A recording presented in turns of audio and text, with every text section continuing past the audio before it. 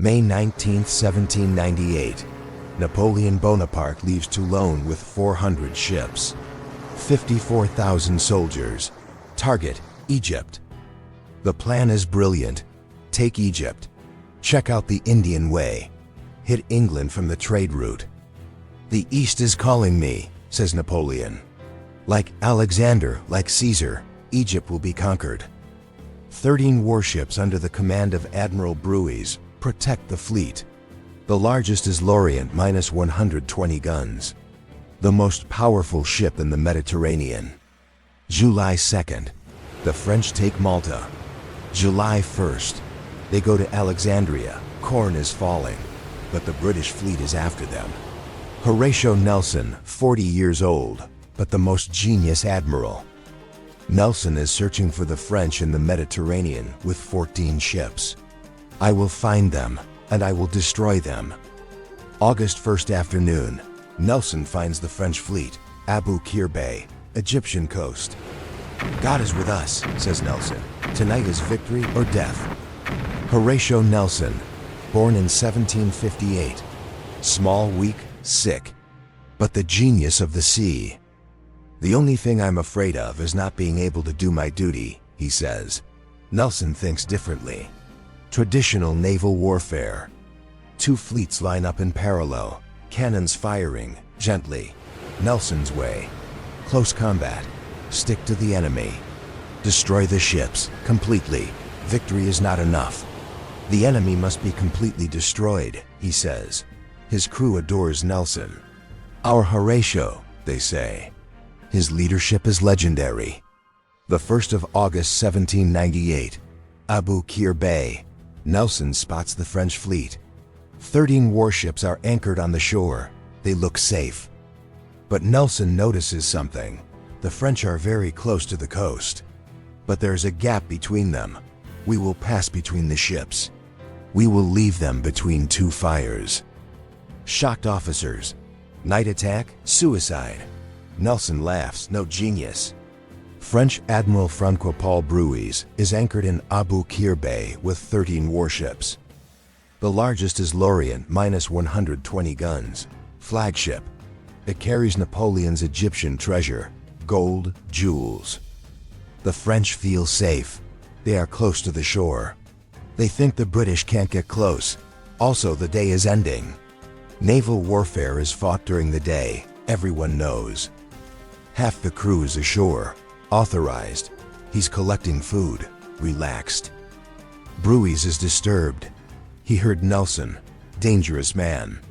But it's safe here. 14 o'clock in the afternoon. Sails on the horizon. British fleet. French officers. Admiral, preparation order? Brueys, calm. It's evening. They don't attack at night. We'll get ready tomorrow. 17 o'clock. British ships are approaching. Fast. Decisive. Brueys suddenly realizes they're going to make a night attack. All men on board, now. But it's too late. Nelson is coming. 1830. The sun is setting. The war is starting. The 1st of August 1798. It is 1830. Abu Qir Bay. Nelson's 14 ships approach the French line. Unusual. There's no night war in history. Amos Goliath. Captain Foley. Ahead. Brave. It's passing through the French line. The French are shocked. Impossible. Shallow water. But Foley is right. The water is deep enough if the French ships are anchored. Goliath passes by the shore of the French ships. The French are not ready. Other British ships follow. Some from inside, some from outside. The French fleet is between two fires. 19 o'clock. The sun is slowly setting, but the cannons are firing. Nelson's ship, HMS Vanguard, approaches the French flagship Lorient. Fire! The cannons are exploding. Hell begins. 20 o'clock at night, Abu Qir Bay is hell. The cannons are firing from every ship. Flames in the dark, smoke, screams. British ships in and out of the French fleet. Each French ship is fighting two Englishmen. The French are shocked, unprepared. Half the crew is still ashore. Chaos. The British are disciplined. Each ship does what it knows how to do. The artillery is flawless. Nelson's education. A French ship surrenders. Then another, third. But Admiral Brueys is fighting at Lorient. His leg is broken, but he is tied to the chair. Keep fighting. Nelson is injured from the forehead. Blood covers his eyes. I'm dying. He says, "Doctor." "No, Admiral, just a scratch." Nelson, then back on deck, 21 o'clock at night. The war is intensifying. 12 French ships still fighting. But something happens. At Lorient. It's a bad thing. 21:30 at night. A fire starts on the French flagship Lorient. British cannon fire. Fire on deck. The crew tries to put it out, but it is spreading. Admiral Brueys. He was shot in the stomach. No command. The fire is spreading. The sails are on fire. The poles are burning. Lorient carries 120 guns. British and French ships are moving away. Everyone knows what will happen. 22 o'clock at night. Lorient is completely on fire. It illuminates the Mediterranean night like day. French sailors jump into the water. Even the British are trying to save them. 22 o'clock. Explosion. Lorient is blowing up. Terrible explosion. It can be heard from 16 kilometers away. Only 70 people out of 900 crew survive. Napoleon's Egyptian treasure is at the bottom of the sea. 10 minutes of silence. Both parties are shocked. Nothing like this has ever been seen. Then the war starts again. But the French collapsed. On the morning of August 2nd, the sun is rising.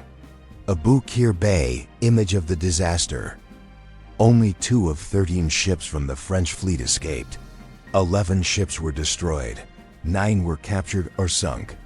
2 escaped. French losses, 5,000 killed or wounded. British, 900. Nelson looks at the ships. "Thank God and my brave men." French Admiral Villeneuve, the commander of one of the 2 escaped ships, is escaping. Remember this name. He will face Nelson again in Trafalgar 7 years later. Nelson didn't just win the victory, he destroyed the enemy. The British ships are damaged but afloat. French ships wreck. Nelson writes report to London. His Majesty's fleet has won a magnificent victory. The French fleet is no more. In Egypt, Napoleon receives the news. "I'm stranded. My fleet is destroyed." The Mediterranean is now an English lake. Napoleon is stuck in Egypt. He can't go back. Napoleon is in Egypt. 54,000 soldiers. But there is no fleet. There is no turning back. England dominates the Mediterranean. There is no support from France. Napoleon is organizing an expedition to desperate Syria. Siege of Acre, unsuccessful. 2,000 soldiers die from the plague. July 1799. Napoleon secretly escapes from Egypt. By ship, he leaves the soldiers. August 1799. Napoleon returns to Paris. It tells a heroic story. He's hiding the truth. 1801. The French army in Egypt surrenders to the British. Napoleon's Eastern dream is over. The Battle of the Nile is Napoleon's first major disaster. Nelson's genius stranded an emperor in Egypt. It ruined the plans. England's dominance of the Mediterranean began. France ended at sea. This war changed history. Napoleon's invincibility was questioned. Celebrations in England. "Nelson, Nelson, hero." He is given the title Hero of the Nile, Baron Nelson of the Nile. King George III himself awards it. Gold medal. Annual salary of £2,000. Nelson is the nation's most loved man. They call him England's greatest admiral. Nelson is only 40 years old. But Nelson is humble. "Success is my crew, I just commanded." Nelson is going to Istanbul. The Ottoman Sultan rewards him.